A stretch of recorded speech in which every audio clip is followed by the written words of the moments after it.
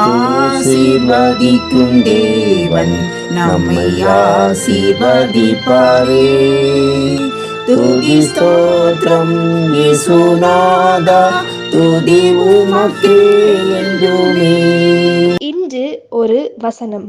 இஸ்ரவேலின் தேவனும் இரட்சகருமாகிய நீர் மெய்யாகவே உம்மை மறைத்துக் கொண்டிருக்கிற தேவனாய் இருக்கிறீர். ஏசாயா 45:15. அன்புக்குரியவர்களே, சர்வலோகத்தையும் தேவன் நேர்த்தியாய் சிருஷ்டித்து இருந்த போதும் அதை காணும் ஒரு நாத்திகன் தேவன் இல்லை என்று பகிரங்கமாக கூறுகிறார். அந்த அளவுக்கு தேவன் தன்னை மறைத்துக் கொள்ளுகிறார். நாம் எவ்வளவு அதிகம் தேவனை போல மாறி இருக்கிறோமோ அவ்வளவுக்கு அதிகமாய் நம்மை நாமே மறைத்துக் கொள்பவர்களாய் இருக்க வேண்டும். அதுபோலவே விசுவாசிகள் ஜெபத்துக்கு தேவன் நேர்த்தியாய் பல் தந்த போதிலும் விசுவாசிகள் இந்த ஆஸ்பத்திரியில் தான் நான் சுகமானேன் என்றும் இந்த மருந்து தான் என்னை குணப்படுத்தியது என்று கூறிவிடுகிறார்கள். இவ்வாறு ஒரு மருத்துவரோ மருந்துகளோ போன்ற மற்றவைகளோ தங்களுக்கென மகிமையை பெற்றுக் கொள்கிறார்கள். ஆனால் உண்மையில் தேவன் தான் எல்லாவற்றையும் செய்தார். இருப்பினும் அவரோ தன்னை ஒழித்துக் கொண்டிருக்கிறார். வீடுகளில் பணிபுரியும் வேலைக்காரர்கள் தான் துணிகளை துவைப்பார்கள், விருந்தாளிகளுக்கும் துணி துவைப்பார்கள், ருசியாக சமைப்பார்கள், வீட்டை சுத்தமாக வைத்திருப்பார்கள். ஆனால் இத்தனை வேலைகளையும் செய்த வேலைக்காரரையோ அங்கே பார்க்க முடியாது. அதுபோல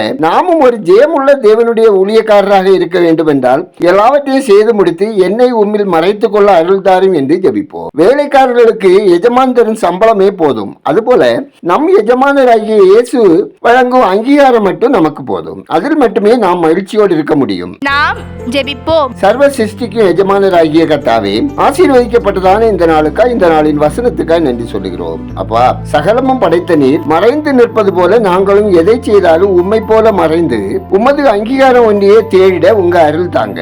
தேவனே, கடந்த நாட்கள் முழுவதும் எங்களை பாதுகாத்த கிருபைக்கும் உம்மை குறித்தான நம்பிக்கையும் உம்மிடமிருந்து கிடைத்த நன்மைகளும் என்னால் நிறைவாயிருக்கும்படி ஜெபிக்கிறோம். அப்பா, உங்க அன்பு பிள்ளைகள் அனைவரின் சிந்தனை, பேசுகிற வார்த்தைகள், செயல்கள் அனைத்திலும் உங்க நாம மகிமைக்கென செயல்பட வழிநடத்துங்க. ஒவ்வொருவரின் அப்பம், தண்ணீர், பொருளாதாரம், வேலை, தொழில், வியாபாரம், விவசாயம் ஆசீர்வதிக்கப்படவும் ஜெபிக்கிறோம். இந்த நாளில் பிறந்த நாளை, திருமண நாளை காணும் ஒவ்வொருவரின் விருப்பம் நிறைவேற்றி ஆசீர்வதிங்க. கர்த்தாவே, எங்கள் தேசம் ஆசீர்வதிக்கப்படவும் மக்கள் இரட்சகரை அறியும் அறிவில் வளரவும், புதிதாக பொறுப்பேற்றுள்ள மத்திய அமைச்சர்கள் மக்கள் நலனில் அக்கறையுடன் செயல்படவும், கொசுக்களை முற்றிலும் ஒழிக்க இந்திய அரசு தேவையான நடவடிக்கை எடுக்கவும், சத்தீஸ்கர் மாநிலத்தில் பலோதாவில் அமைதி ஏற்படும்படியும், மக்களுக்கு பெரிய அளவில் நோய் பாதிப்பை ஏற்படுத்தும் மதுபானம் மற்றும் குளிர்பான ஆலைகளை மூடவும், விற்பனையை மக்கள் நலன் கருதி தடை செய்யவும் ஜெபிக்கிறோம். பரிசுத்த ஆவியானவர் கிரியை செய்வீராக. ஆண்டவரே, உண்ண உணவின்றி, உடுக்க உடையின்றி, இருக்க இடமின்றி வாழும் ஒவ்வொருவரின் தேவைகள் சந்திக்கப்படவும் போஷிக்கப்படவும், மதுப்பிரியர்கள், போதைக்கு அடிமையானவர்கள், கடத்தல்காரர்கள், கலப்படக்காரர்கள், பாலியல் வன்கொடுமையாளர்கள், விபச்சாரக்காரர், ஓரின சேர்க்கைக்காரர்கள், கடன் வாங்கி ஏமாற்றுகிறவர்கள், திருடர், பொய்யர் மனம் திரும்பவும் தீய வழிகளிலிருந்து விடுதலை பெறவும் ஜெபிக்கிறோம். எங்கள் விண்ணப்பத்தை அங்கீகரித்ததற்காக நன்றி சொல்கிறோம். புதிகரமையுமே உமக்கே செலுத்துகிறோம். இயேசுவின் நாமத்தில் ஜெபிக்கிறோம் எங்கள் ஜெபங்களின் நல்ல பிதாவே. ஆமென்.